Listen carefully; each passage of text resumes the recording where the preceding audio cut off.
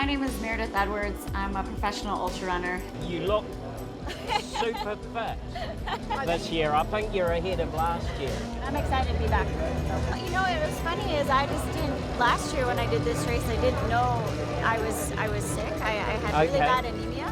And it was something I suffered with all last year and didn't know it until this year. This episode of Run Around the World is about my struggle with anemia. Very good luck to you. All the best. Thank you. We'll see you at the finish. Yeah, thank you so much. I appreciate it.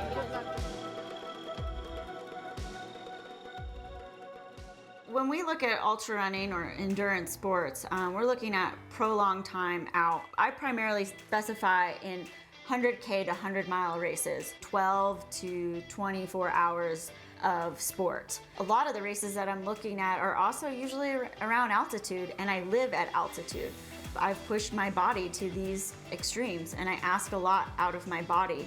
Anemia is interesting if you think about like iron as these like little dump trucks that come in, and in your body, like when you're breathing in oxygen, iron is what binds to oxygen to bring into your body to move to working muscles.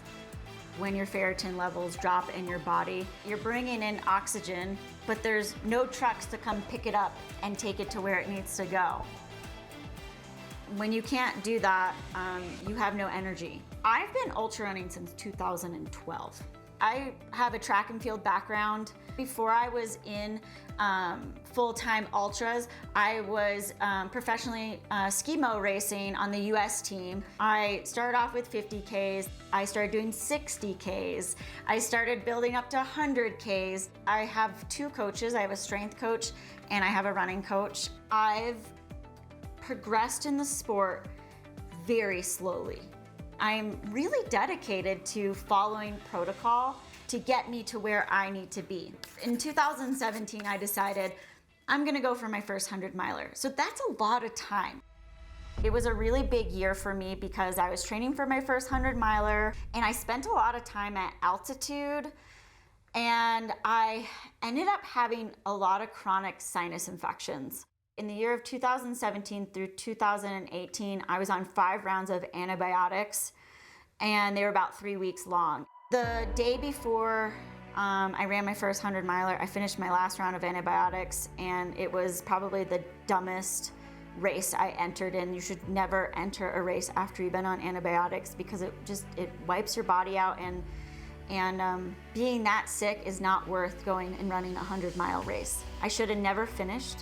When I look back at it now, I knew at the first aid station that I did not feel good, that this was not worth it, but I had a bit of an ego. And I wanted to finish my first 100-mile race, and I did.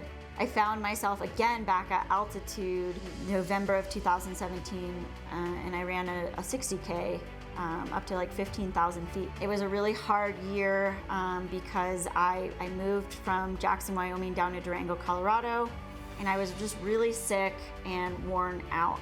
Started to get really nauseous. I would just start puking on these runs. And so I ended up going to a doctor, and they ended up giving me a CT scan, and they realized that my entire face was a sinus infection, a very deep sinus infection. They put stents in my nasal passages to allow my face to ventilate out this infection. Because I'd been on like 5 rounds of antibiotics and antibiotics weren't killing this, this doctor was like, this makes no sense for you to keep doing this. I had been feeling really crappy for about a year at that point. I ended up going to a normal doctor, got a health lab panel done, and they said, everything looks great, everything looks fine, you're okay. And I said, really? I don't really feel great. And when I asked them to, can you just check my iron levels? Can you just check my ferritin? And they said, okay. And it came back that my ferritin was at 7. And they said, yeah, you're within reason, you're fine. I should have questioned, where should I be, but I didn't, because this doctor just told me you're fine. And here's a funny thing, for women, your ferritin needs to be between 7 or like 125. That's a huge gap. For an elite runner, your ferritin really needs to be around 100. When it drops below 50 is when things don't start to look good for you. When we get below 30, we're looking at diminishing returns when it comes to training. I ended up going to Europe that year, and within the year of 2018, I raced the Eiger 100K, Run Rabbit Run 100 miler, and Oman by UTMB. And those 3 races are very long, very hard, and very strenuous. And Oman is 80 miles with 25,000 feet of climbing, very technical, very challenging, and still to this day, one of the hardest races I've ever done. After Oman by UTMB, I decided in December I needed to take a break, like a long break, because I felt really, really tired, and my ferritin was at 7. I opened up my season in 2019 by going to Ushuaia by UTMB, and I only ran a 35K. And I felt okay, I felt good. I was really happy with my time, everything was great. And after that race, my life just blew up. I just felt like I was in such a fog. And I went out for a run one day, heart rate was just through the roof, and I was like, something's really wrong. Like I just don't feel good. I do understand that I am putting myself at risk with the sport that I'm doing, but I'm doing everything that I can do to take the precautions needed to not be in this situation. And I went to an urgent care. They gave me a health lab panel. The next day I got a call and they're like, you are seriously very close to getting a full blood transfusion. And I said, I'm a professional athlete. My ferritin's very low. I'm being told I might need a blood transfusion. What are my options? And he just said, well, you're a woman and you get your period and you run endurance sports. And I was like, but this is my job. This is my career. I've worked really hard for this. Why is it that I'm a woman and I run endurance sports that I'm anemic? And he's like, because that's just how it is. I'm not vegan. I do eat red meat.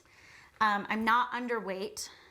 I don't have an eating disorder. These are things that are pretty much associated with, women who are anemic. Well, I guess the next step for you is we need to do an endoscopy. I just have to quit everything now because I'm anemic and you can't figure out why? I went and got an endoscopy and guess what? Nothing came of that. Well, we really think you need to have a colonoscopy. Colonoscopy? Like, are you kidding me? I had all this blood work done. They were giving me tests to rule out if I had any parasites. I just couldn't figure it out. Your best bet is that you have colon cancer and that it's gonna be a quick fix. And at that point, I was just devastated. I was frustrated. I was scared that, oh my gosh, maybe I have cancer, even though that was completely ludicrous to even think. I started using social media. I became really open and honest about this. I started to connect with other women who also were in this situation, who have understood the frustration of what I've been through.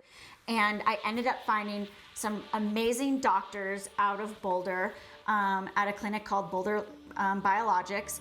And I had a meeting with them and they said, yes, come down, you qualify for an iron infusion, absolutely. They basically told me you're so low, it might take you 3 infusions to really pull you out of this hole. And so I've had 3 infusions and every time it would bump up, but it was bumping back down, but it was still higher than where it was before. I started taking these phytates, my iron was starting to stabilize. And I was like, oh my gosh, I think I found what's really going on.